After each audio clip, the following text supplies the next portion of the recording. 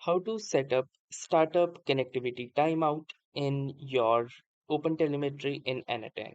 So hey guys, welcome to this tutorial. In this quick and short tutorial, I'm gonna show you how you can set this particular setting from your n8n workflow.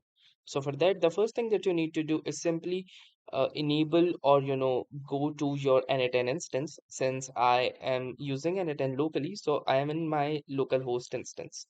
The next thing that I'm going to do is go to the settings and click on Open Telemetry.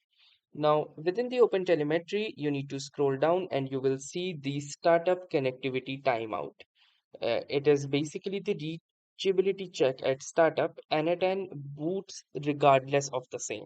So from here you can determine the amount in milliseconds. So as you can see currently it is set to 2000 milliseconds, which is a default value. If you wish you can simply change it to another value like I did to 3000 milliseconds, and then you can click on to save settings, and now you can see that the startup connectivity timeout has been successfully updated in this particular open telemetry of my n8n.